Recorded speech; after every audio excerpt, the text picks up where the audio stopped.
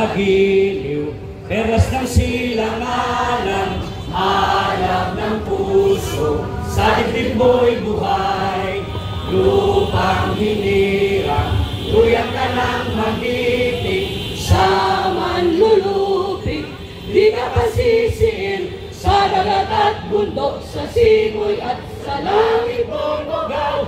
May diratang mula at awit sa paglayang minamahal. Ang isap ng watawat mo'y tagumpay na nagdinigdig. Ang bituin at araw niya kailan pag may dinadidinig. Lupa ng araw ng ating pagsinta, buhay langit sa piling mo. Aming ligaya na pag may mga api, ang mamatay na dahil sa'yo.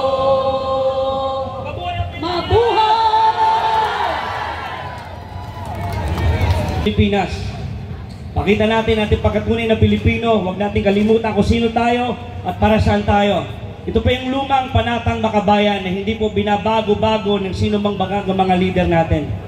Alright, so sabay-sabay po tayo. Taas po ating kanang kamay. Panatang makabayan, iniibig ko ang Pilipinas. Ito ang aking lupang sinilangan. Ito ang tahanan ng aking lahi. Ako'y kanyang kinukupkop at tinutulungan upang maging malakas, maligaya at kapakipakinabang. Bilang ganti, ay diringin ko ang payo ng aking mga magulang. Susundin ko ang mga tuntunin ng aking paaralan. Tutuparin ko ang mga tungkulin ng isang mamamayan, makabayan, masunurin sa batas. Paglilingkuran ko ang aking bayan nang walang pag-iimbot at ng buong katapatan. Sisikapin kong maging isang tunay na Pilipino. Sa isip, sa salita, at sa gawa. Mabuhay ang Pilipinas! Mabuhay si Tatay Digong! Mabuhay ang Pilipino! Mabuhay tayong lahat! Malaya tayong Pilipino! Maraming salamat, palakpakan po na naman sarili natin. We would like to welcome you all. On behalf of the OFW, sir, you go ahead. Magandang gabi po ulit, mga kababayan. Ang dahilan po ng ating pagparito ngayong gabi ay upang ipakita ang pagmamahal sa ating dating Pangulong Rodrigo Roa Duterte. At ganun din, iparating ang ating matagal ng kahinaingan na patuloy na ginagawa sa atin ng kasalukuyang administrasyon. Ang walang humpay na nakawan, ang walang humpay na paninigil. Papayag ba tayong pusalan? Papayag ba tayong nakawin ang pera ng kapanabayan? Papayag ba tayong dagdagan pa ang 16 trillion peso na utang ng ating bansa? Papayag ba tayong isa-isahin ni Tambalos-Los? Mga kababayan, kayo po ay aming inaanyayahan, lahat ng ating mga kapwa Pilipino na mga nasa karatig nating mga lugar na nandito sa Metro Manila. Magsama-sama na po tayo. Salamat, ma'am. Pagod na ang sambayan na Pilipino! Panahon na para tanggalan ng mandato! Marcos resign! Marcos resign! Marcos resign! Marcos resign! Marcos resign! Marcos resign! At ngayon naman po, nais po nating tawagan mula sa sektor ng urban poor upang magpahayag ng kanilang saloobin dahil sila ang lubos na apektado ngayon ng gobyernong pangak.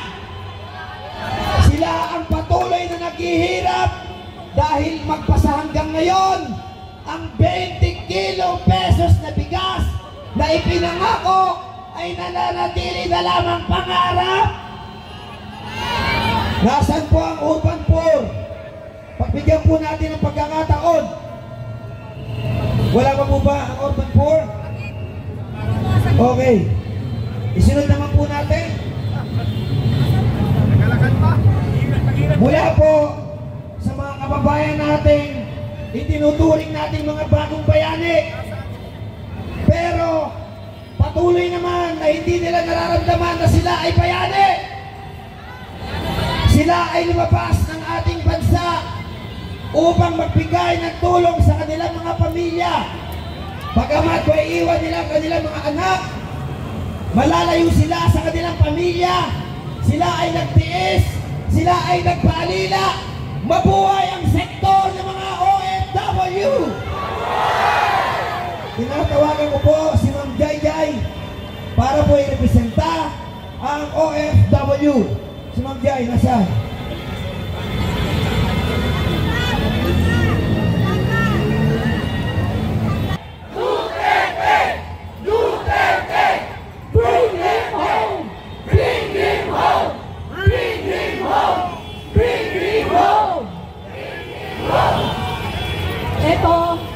Sandali lang ako magsasalita pero kanina lang may tumawag sa akin kasi meron din mga nagrarally sa EDSA. Tama yung sinabi ni kapatid na Placido na yung mga nasa EDSA ay papunta na rito.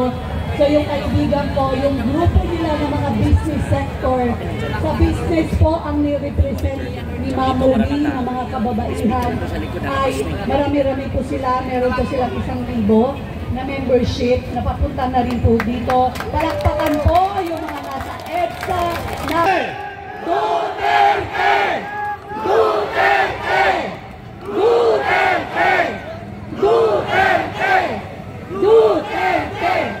Duterte! We are a sovereign nation. We choose to bless our nation. Let us stop cursing our nation. Let us bless the nation because this is a great nation. Naniniwala ba kayo na darating ang panahon na ang dolyan at ang peso ay equivalent to 1? Naniniwala ba kayo doon? Kailangan magmula ngayon maniniwala tayo dahil pag tayo'y naniniwala, yan ay mangyayari. Even the Lord says, whatever comes out of your mouth speaks life or death. So ngayon, ang gusto kong ipangako natin lahat, itaas ang mga kamay, magmula ngayon, we will speak life. Life for Tatay Digong, life for our nation, life for the people, life sa mga kabataan natin. Mabuhay ang Pilipino at mabuhay ang Pilipinas. At meron po itong request, kantahin daw po natin ang bayan ko. Sabay-sabay. Ang bayan ko'y Pilipinas, lupain ang ginto't bulaklak. Sabay-sabay na. Pag-ibig ka sa kanyang palad, alay tayo ng alay na banda't bilang. Asa unang luyan ang banay na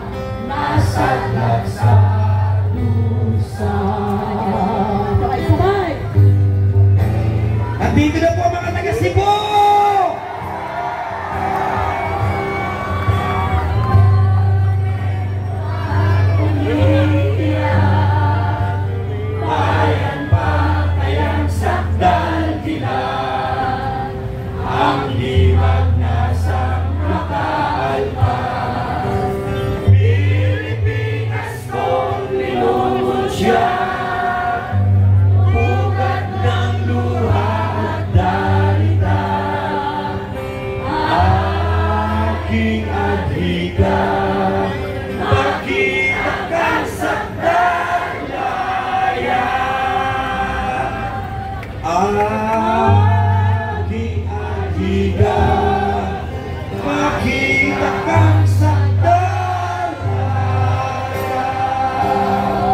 Mabuhay ang Pilipinas! Mabuhay ang Pilipinas! Maraming salamat, Mamo. At ngayon naman po